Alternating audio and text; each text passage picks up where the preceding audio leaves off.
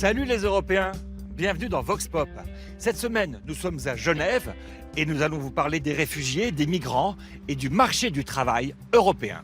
Cette année, plus de 500 000 migrants sont entrés dans l'Union européenne, soit 2 fois plus qu'en 2014. Vox Pop a enquêté en Allemagne, où le patronat accueille à bras ouverts cette nouvelle main-d'œuvre, parfois bon marché. Je ne veux pas supprimer le salaire minimum. Je veux simplement l'adapter aux réfugiés, qu'il y ait une autre échelle pour eux. Voire qu'il soit supprimé, oui, pour un certain temps pour ce groupe. Alors les migrants, qu'ils soient économiques ou demandeurs d'asile, seraient-ils une chance pour l'Europe? Nous avons posé la question à Michelle Leighton, directrice à l'OIT, l'Organisation mondiale du travail. Nous devons donc mieux aligner l'offre et la demande, détecter à temps les manques et identifier où les migrants et réfugiés qui viennent avec des compétences et des talents peuvent combler ces pénuries. Mais d'abord, direction Belfast, où notre correspondant va nous expliquer comment un crime attribué à l'IRA, l'armée républicaine irlandaise, a créé une grave crise politique en Irlande du Nord. C'est à toi, Jason.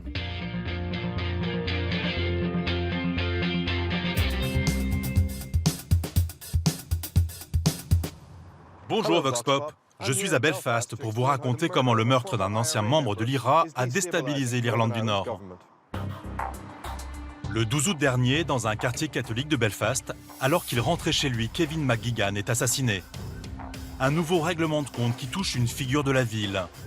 10 jours après le meurtre, les enquêteurs suspectent l'IRA, l'armée républicaine irlandaise, pourtant officiellement dissoute depuis 10 ans.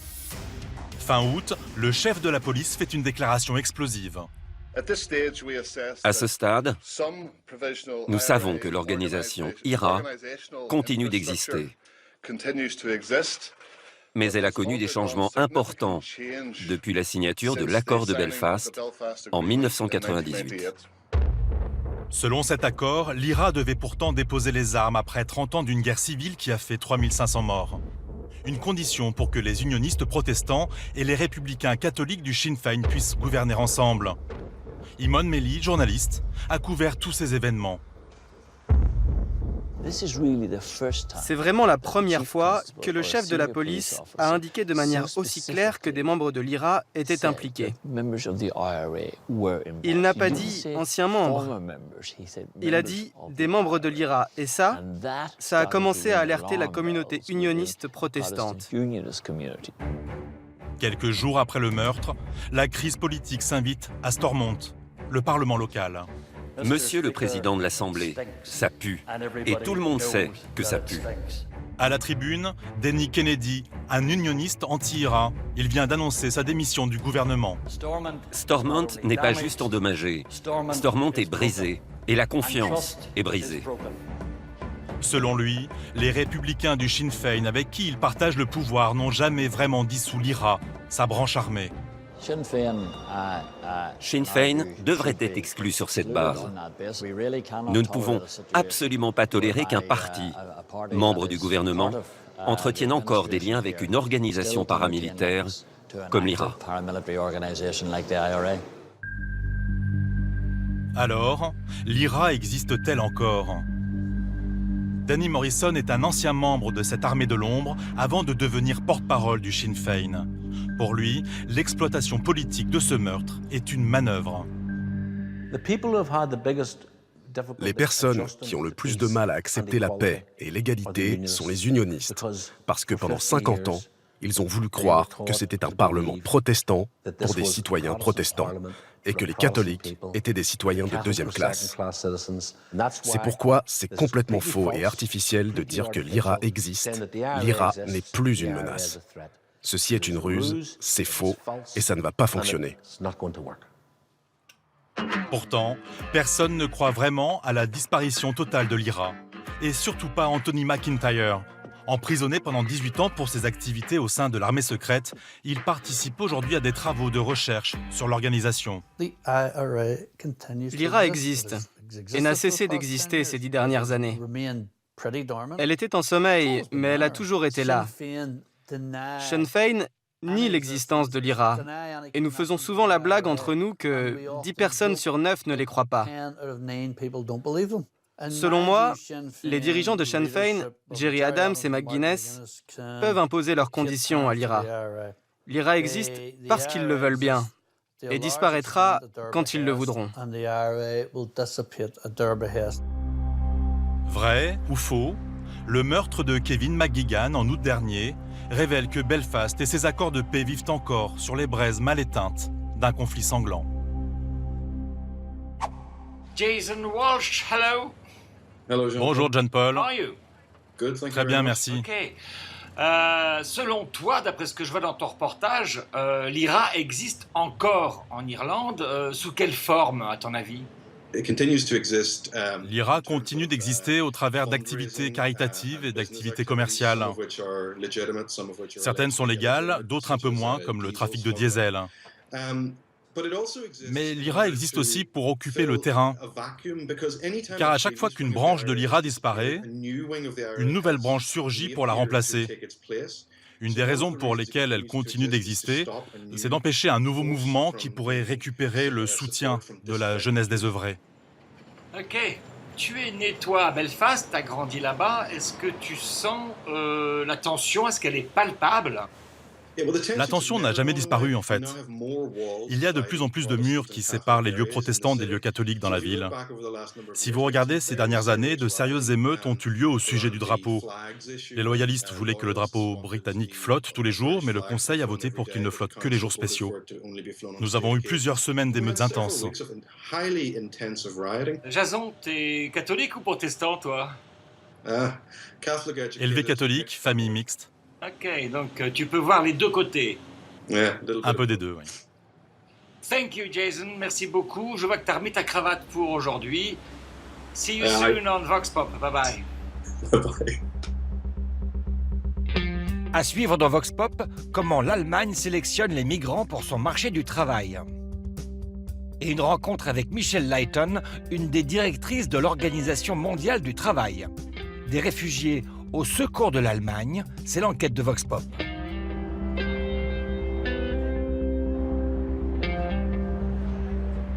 Les Suisses ont voté par référendum la limitation de l'immigration, notamment des Européens. Alors, y a-t-il ici, dans ce pays, des réfugiés? Y a-t-il des migrants? Eh bien, il y en a pas mal, d'ailleurs, qui viennent d'Érythrée, qui viennent de Syrie. Et on va passer une bonne partie de la journée avec eux. Et avec l'association La Roseraie, qui les accueille. Vous êtes accompagnateur, vous n'êtes pas réfugié, vous? Exactement. Je suis civiliste, je fais mon service civil. D'accord. Et là, aujourd'hui, qu'est-ce qu'on fait dans ce tramway? On revient d'une visite culturelle au Vivarium. Ouais. Chaque semaine, en fait, on a un circuit découverte. Visite de la ville de Genève. Et vous faites du tourisme avec les migrants, vous? On leur montre un autre point de vue de Genève que juste les centres où ils habitent. C'est pour leur permettre de se débrouiller, de se déplacer plus facilement. Exactement. D'accord. Vous connaissez cette dame? Oui. Vous faites partie de l'association, vous? Oui, je fais partie de l'équipe. Oui, Qui est cette dame, alors? C'est une participante qui vient à la Roseraie pratiquement tous les jours. Et elle vient d'où, elle?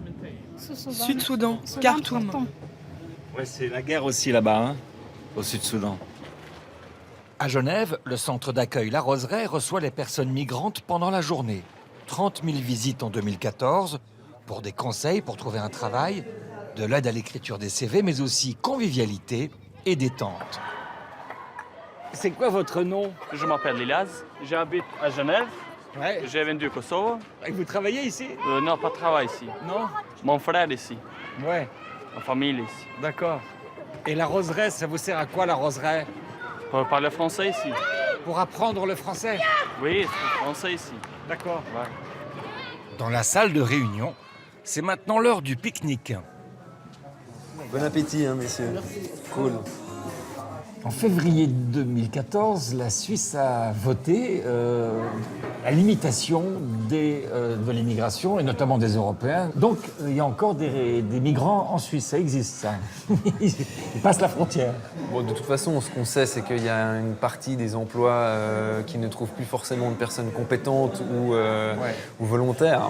Donc, du coup, ce qu'on sait aussi, c'est que les marchés de l'emploi européens vont avoir besoin d'une arrivée assez grande de personnes pour travailler, pour assurer les retraites des gens qui travaillent à l'heure actuelle. Donc, On est dans des jeux de dupes permanents. Partout en Europe, les gens vont continuer à venir. Et puis, c'est pas du tout la majorité des gens qui se déplacent dans le monde qui viennent en Europe. Il faut aussi qu'on arrive à un moment donné à il y a plus de réfugiés à l'extérieur de l'Europe, c'est sûr. Mais bien sûr. Il y a plus de réfugiés dans un camp unique au Kenya que dans toute la Suisse. Simplement, les gens sont là. Et maintenant, la question, encore une fois, c'est qu'est-ce qu'on est d'accord de proposer aux gens qui arrivent ? Merci Fabrice. On va voir cette question du travail précisément pendant cette émission. Et maintenant, on va aller voir nos correspondants en Europe parce que cette attitude est différente d'un pays à l'autre. À vous les correspondants. Avec un taux de chômage élevé, environ 13%, le Portugal a longtemps fermé sa porte aux migrants. Pour ces mêmes raisons économiques, le pays était peu attirant pour ces migrants qui échouaient souvent au Portugal afin d'obtenir des papiers que la France ou l'Allemagne leur avaient refusés. Toutefois, début septembre, le Premier ministre s'est dit prêt à accueillir un peu plus que les 1500 migrants souhaités cette année par la Commission européenne. Et la ville de Lisbonne a débloqué un fonds de 2 millions d'euros qui permet aux réseaux associatifs, religieux et ONG très actifs de mieux les accueillir. Une réponse à l'urgence humanitaire, mais aussi au pragmatisme résumé par António Costa, le secrétaire du Parti socialiste. Il défend l'idée que les réfugiés peuvent être une solution à la crise démographique du Portugal et à l'exil des milliers de jeunes diplômés portugais partis chercher un avenir ailleurs dans le monde.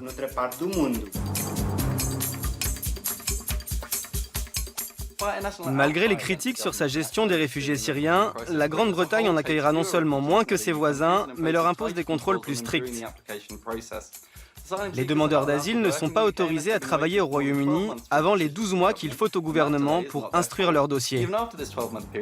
Ensuite, ils ne peuvent postuler que dans les secteurs économiques en manque de main-d'œuvre qualifiée. Les réfugiés bénéficient d'une aide fixée à 37 livres par semaine, soit à peine 7 € par jour. Les ONG, syndicats et certains parlementaires accusent régulièrement à la fois les médias et le gouvernement de faire l'amalgame entre réfugiés et immigrés, et de fustiger sans fondement les avantages donnés aux demandeurs d'asile. L'Allemagne choisit-elle les migrants pour son marché du travail? Élise Bronsard a enquêté à Berlin et Stuttgart. Berlin, fin septembre 2015. Des centaines de migrants viennent s'enregistrer chaque jour auprès de l'administration allemande. Ils recevront une place dans un foyer et une allocation, entre 143 et 359 €, le temps de s'installer. Ils viennent de Syrie, d'Irak, d'Érythrée ou des Balkans. Parmi eux, Issa Nattar, activiste contre le régime syrien, arrivé la veille. Je viens de Damas. En Europe, l'Allemagne a la meilleure situation économique. Donc j'ai plus de chances de trouver du travail ici. J'espère que je trouverai un emploi dans ma branche, le management, la finance. J'ai un MBA en finance. Un réfugié très qualifié, une aubaine pour l'Allemagne. Car derrière le geste humanitaire, le pays espère trouver parmi le million de réfugiés accueillis cette année sa main-d'œuvre pour les 10 prochaines années. Les industriels allemands sont donc les premiers à saluer cet afflux de migrants. Nous avons une situation démographique très mauvaise en Allemagne. Et cela signifie qu'année après année, nous aurons de moins en moins de relève, alors que nous en avons vraiment besoin, car notre économie tourne à plein régime. Et où est-ce qu'on pourrait trouver cette main-d'œuvre? De ce point de vue, c'est une aubaine de recevoir ces jeunes gens qui ont soif d'apprendre, qui sont motivés, que nous pouvons former et qui pourront faire de très bons employés qualifiés. Motivés, qualifiés, et vous allez voir que l'Allemagne sélectionne ses migrants. Comme Mohamed Zarifi. Il présente justement ce profil idéal. Arrivé il y a 5 mois, ce réfugié afghan de 24 ans a été immédiatement pris en charge par l'agence pour l'emploi de Reutlingen, au sud de Stuttgart. Est-ce que vous avez un diplôme sur vous? Oui, je l'ai apporté. C'est mon baccalauréat. Votre baccalauréat en Afghanistan? Oui, je l'ai fait faire traduire en allemand. C'est parfait. Un bac en poche, il maîtrise même déjà l'allemand. Je voudrais faire une formation professionnelle en mécatronique automobile. J'adore les voitures. En fait, c'est sa conseillère qui l'a orienté vers le métier de mécatronicien. Il figure justement en tête d'une liste positive des métiers en pénurie pour lesquels les étrangers peuvent obtenir facilement un visa de travail. Soudeurs, informaticiens, métiers de la santé, nous découvrons que les agences utilisent désormais cette liste pour choisir les réfugiés qu'elles vont aider. Nous regardons bien sûr quels sont les besoins qu'on a en Allemagne, dans quel métier on n'a pas assez de monde, et quand on voit qu'on a un candidat qu'on peut mettre très vite au travail, on va le choisir en priorité. Et ensuite, il y a ceux pour lesquels je me dis, il faut d'abord qu'ils prennent leur marque en Allemagne, et on verra plus tard. En plus de lui trouver une place de formation, l'agence offrira des cours d'allemand à Mohamed. Sur les 200 réfugiés accompagnés par l'agence depuis le printemps dernier, une vingtaine a déjà trouvé un emploi. Mais pour ceux qui ne répondent pas aux attentes du marché, l'Allemagne a dressé un obstacle, la préférence nationale. Aucun étranger ne doit prendre le travail d'un Allemand ou d'un Européen. Avant toute embauche, l'employeur doit s'en assurer auprès de l'agence du travail. À Reutlingen, c'est Annette Gertz qui tranche. L'employeur doit décrire ce que le réfugié va faire, ses compétences et le salaire qu'il compte lui donner. Ensuite, nous publions une annonce sur la bourse aux emplois et nous informons les candidats allemands ou européens qui peuvent s'y intéresser afin qu'ils postulent auprès du patron. Et si d'autres candidats se sont manifestés pour le poste, l'étranger ne peut pas avoir d'autorisation de travail.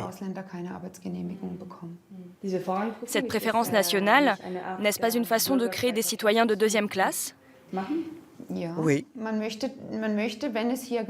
Nous voulons donner la chance en priorité aux chômeurs allemands de trouver un travail. Pour les migrants qui ne rentrent pas dans les cases, le rêve allemand s'effrite. C'est le cas pour Emmanuel, érythréen arrivé il y a 9 mois. Il se retrouve à réparer des canapés pour 1,05 € de l'heure.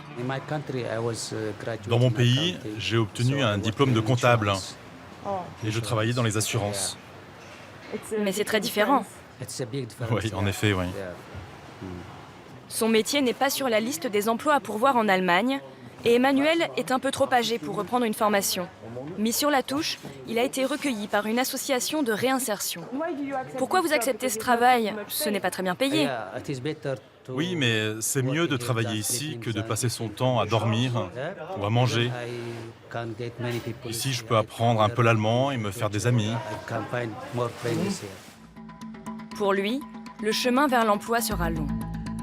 En triant ses immigrés sur le volet, l'Allemagne rejette des milliers de réfugiés dans des zones grises de l'économie, voire dans le travail au noir. Abdullah Kouli, Syrien de 26 ans, a dû interrompre ses études et fuir Alep il y a 1 an et demi. Son arrivée en Allemagne a été rude. Il faut avoir un diplôme ou une formation. Et là seulement, tu peux travailler normalement. Mais c'est trop difficile pour nous. On arrive dans une nouvelle culture, un nouveau pays. La proie idéale pour des patrons peu scrupuleux qui profitent ainsi de l'afflux de migrants. J'ai travaillé en tant que commis de cuisine. Mon job était trop fatigant. Il y avait trop de travail et pas de pause. Et pour 3 € de l'heure. Mais j'avais besoin d'argent. Il fallait que je travaille. Son cas n'est pas isolé. Cette journaliste a enquêté sur le travail au noir des réfugiés. Les secteurs de la restauration, du BTP, des sociétés de nettoyage ou de déménagement semblent profiter de la situation. Des réfugiés m'ont raconté qu'ils ont encore des dettes envers leurs passeurs. Et ceux qui leur proposent des places sur le marché noir leur disent « Tu n'as de toute façon aucune chance de trouver du travail autrement ». Et c'est comme ça qu'ils les attirent dans leur filet. Des filets très larges. Ce récent rapport de la fondation politique Friedrich Ebert s'étonne du peu de moyens accordés par l'État au contrôle des conditions de travail et des salaires. Il souligne de nombreux dérapages, comme l'exploitation de travailleurs d'Europe de l'Est, notamment sur d'importants chantiers comme celui du quartier de l'Europe à Francfort. Les ouvriers étaient payés 1,09 € de l'heure. Ils devaient dormir dans une usine désaffectée où 50 personnes se partageaient un seul toilette. L'arrivée de nouveaux migrants sera-t-elle l'occasion rêvée pour les patrons de modifier les règles du jeu? La tentation est grande. Peter Kulitz fait partie de ceux qui remettent en cause le salaire minimum, pourtant instauré en janvier 2015. Je ne veux pas supprimer le salaire minimum. Je veux simplement l'adapter aux réfugiés, qu'il y ait une autre échelle pour eux.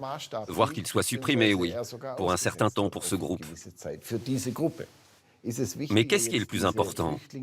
C'est d'intégrer ces migrants rapidement ou de lever les drapeaux pour un quelconque avantage qui, à mon avis, dans ce contexte, est contre-productif et néfaste. Les migrants et le marché du travail, c'est le nouveau défi que veut relever l'Allemagne. Ce n'est pas un hasard si en septembre dernier, Frank-Jürgen Weise, le directeur de l'Agence fédérale pour l'emploi, vient de prendre aussi la tête de l'Office de la migration et des réfugiés.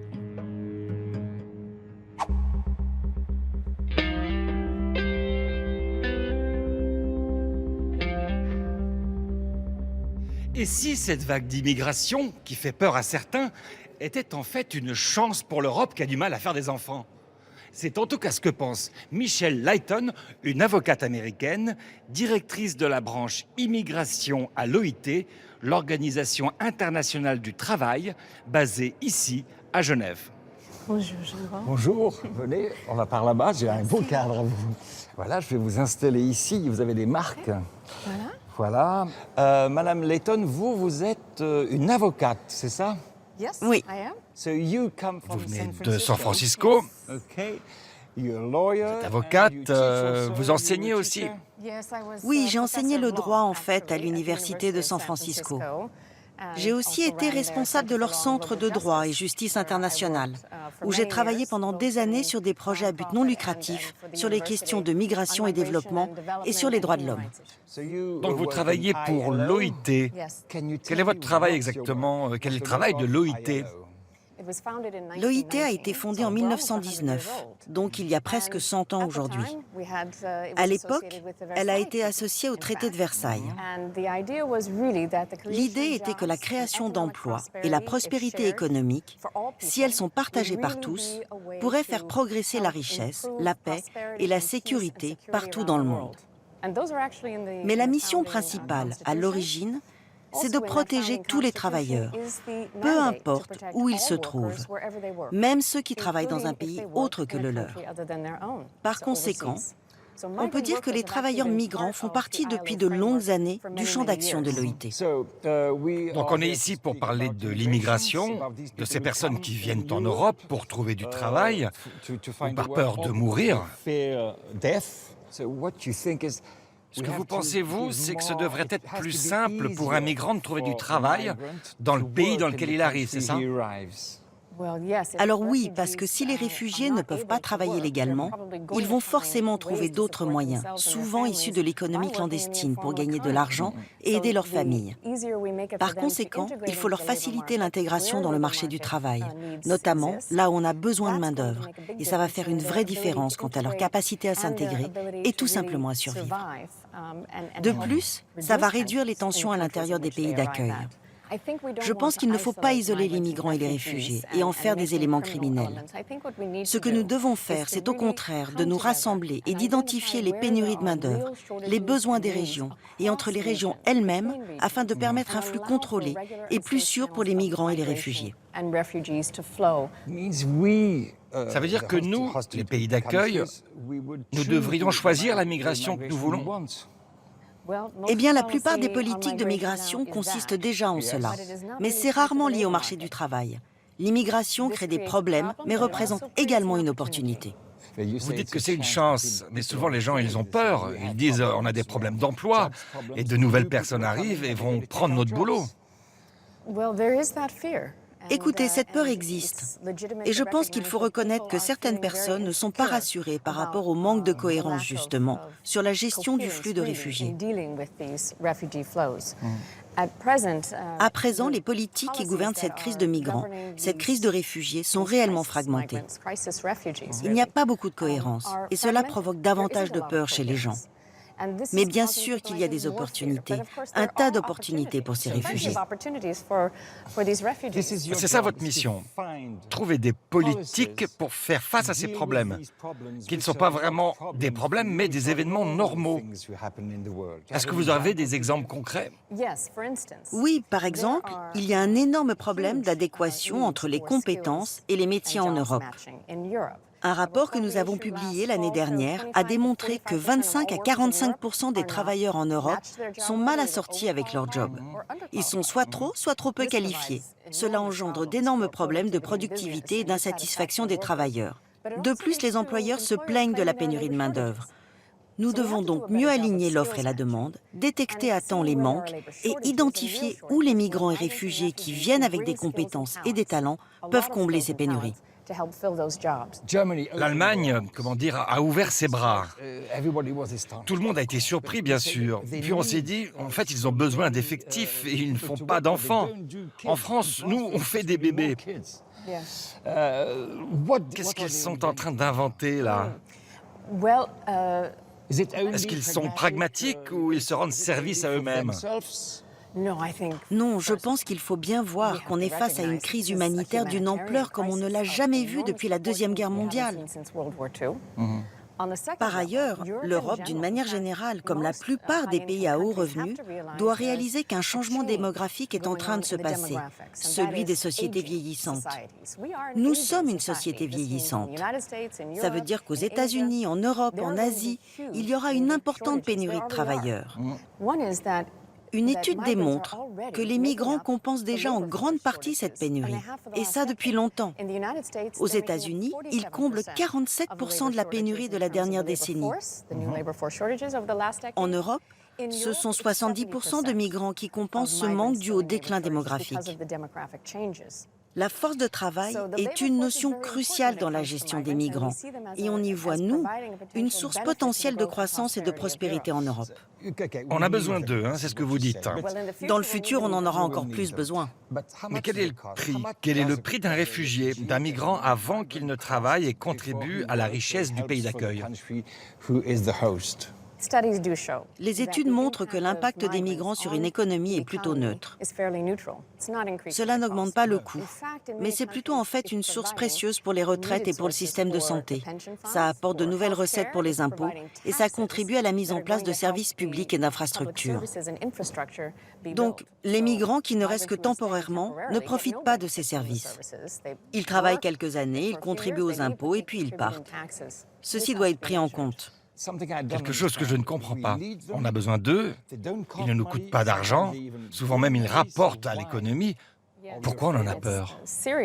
Oui, et cela représente un problème sérieux, cette perception assez répandue des migrants. Je pense qu'il y a malheureusement eu beaucoup de personnes, peut-être des politiques ou même des leaders de partis extrémistes, qui ont fait fermenter dans la tête des gens ces idées sur les migrants, qui sont tout simplement fausses. Merci Michel, merci beaucoup. Je vais vous laisser quelques secondes dans ce cadre. Vous pouvez vous adresser aux Européens. L'Organisation du travail se tient à la disposition de l'Europe pour travailler sur ces questions difficiles et passionnantes. Bien sûr, nous sommes conscients qu'elles suscitent des discussions pas toujours simples, mais nous nous tenons prêts pour y répondre. Eh bien, les crises, quelquefois, ça sert à réfléchir. Profitons-en. Vox Pop s'est terminé à la télévision, mais ça continue sur Internet. Vous retrouvez l'intégralité de l'interview, les reportages, l'enquête. Je vous embrasse, les 507 millions d'Européens et d'Européennes. Et cette semaine, j'embrasse particulièrement ceux qui viennent en aide aux réfugiés et aux migrants. À bientôt.